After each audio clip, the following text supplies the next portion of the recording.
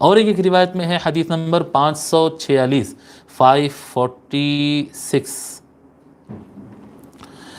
عن سعد بن عبادة رضی اللہ عنہ انہ قال یا رسول اللہ، حضرت سعد بن عبادہ رضی اللہ عنہ کہتے ہیں کہ میں نے عرض کیا یا رسول اللہ ان ام سعد ماتت، سعد کا انتقال ہو گیا، سعد کی ماں سعد کہتے ہیں نا ان کو، سعد میری ماں یعنی سعد کا انتقال ہو گیا، فأی الصدقۃ افضل، یا رسول اللہ بہترین صدقہ کیا ہے؟ قال الماء، حضور صلی اللہ علیہ وآلہ وسلم نے فرمایا سب سے اچھا صدقہ پانی ہے، فحفر بئرا وقال هذه لأم سعد، تو حضرت سعد بن عبادہ رضی اللہ تعالیٰ نے ایک نیا کنواں کھدایا، کنواں بولتے ہیں باولی، کنواں ویل بولتے ہیں انگلش میں، ویل کہتے ہیں جو باولی کھدائے، اور یہ فرمایا هذه لأم سعد، آقا علیہ الصلوۃ والسلام بھی تشریف لے گئے تھے وہاں پر، فرمائے هذه لأم سعد، فرمایا حضور صلی اللہ علیہ وسلم یہ ام سعد کے نام پہ، یعنی اب دیکھیں یہاں پر نہ صرف میت کے لیے ثواب پہنچایا جا رہا بلکہ میت کا نام اس کے ساتھ جوڑ دیا جا رہا، یعنی وہاں پر بعد کے زمانے میں باضابطہ تختی لگا دی گئی تھی وہاں پر،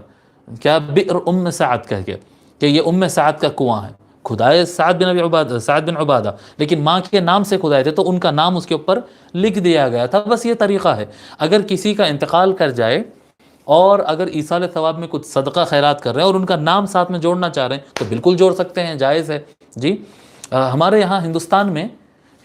ہوتا، شاید پاکستان میں بھی ہوتا ہی ہوگا، ہندوستان میں تو یہ چیز ہوتی ہے کہ وہ بکرے وکرے لے جاتے ہیں، کوئی مزار کوئی بزرگ اللہ والوں کے ایصال ثواب کے لیے کاٹنا ہے تو بولتے ہیں یہ خواجہ کا بکرا، بولتے ہیں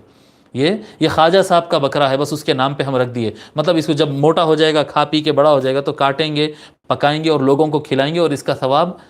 جو ہے وہ خواجہ میاں صاحب جو بھی ہے جو بزرگ کی نیت کر رہے ہیں اس کو پہنچیں گا، تو یہ کرنا بالکل جائز ہے۔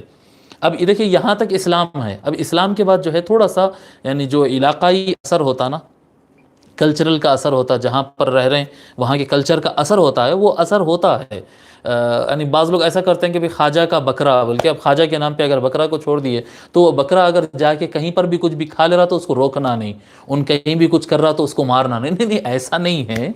ایسا ہوتا ہے، یعنی ہم دیکھے ہیں یہ یعنی غیر مذہب سے آئے ہے، جو دوسرے لوگ یعنی اپنے معبود سمجھتے ہیں، جانوروں کو اپنا خدا سمجھتے ہیں تو وہ ان کو چھوڑ دیتے ہیں، پھر وہ کچھ بھی کھا لے رہے ہیں، کچھ بھی کر رہے ہیں تو نہیں اس کو نہیں ماننا بھائی، انہوں تو خدا ہے، بلکہ ایسا کرتے ہیں، ان کے اثرات ہے، یہ غلط چیز ہے، ایسا نہیں کرنا چاہیے۔ خواجہ صاحب کا بکرا ہو، پیر صاحب کا بکرا ہو، بکرا کس کا بھی ہو، اس کو بکرا ہی سمجھنا چاہیے، اس کو بکرا نہیں سمجھ، اس کو متبرک نہیں سمجھ لینا، اس کو بکرا ہی سمجھنا، اس کو بن کے رکھنا، اچھا کھلانا، گھمانا پھرانا سب کرنا، لیکن دوسروں کی ترکاری کی دکان میں سے اگر ترکاری کھا لے رہا، ویجیٹیبل کھا لے رہا تو یہ صحیح نہیں ہے، وہاں سے اس کو مار کے ہکال سکتے ہیں۔ خواجہ صاحب کا بکرا ہے اس کو مارنا کیسا، ایسا نہیں، بکرا مقدس نہیں ہوتا، یاد رکھ لو، بکرا مقدس نہیں ہوتا، بکرا ہی ہوتا ہے، ٹھیک ہے۔ تو مگر یہ بتانا چاہ رہا ہوں میں یہاں پر کہ اگر آپ کوئی چیز وقف کر رہے ہیں تو اس کو کسی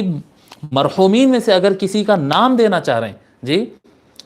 پیرانے پیر کے نام سے اگر کچھ وقف کر رہے ہیں، غریب نواز سرکار کے نام سے کچھ وقف کر رہے ہیں تو کر سکتے ہیں، کسی بھی ولی اللہ کے نام سے، اپنے والدین کے نام سے وغیرہ وغیرہ کر سکتے ہیں، اور اگر ان کا نام ساتھ میں لگانا چاہ رہے ہیں تو بھی کر سکتے ہیں، بس اللہ کے نام پہ اگر بکرا ذبح ہو جائے تو وہ جائز ہے۔ ذبح خواجہ میاں کے نام پہ نہیں ہو سکتا، خواجہ میاں کے ایصال ثواب کے لیے ذبح ہوگا اللہ کے نام پہ، ٹھیک ہے،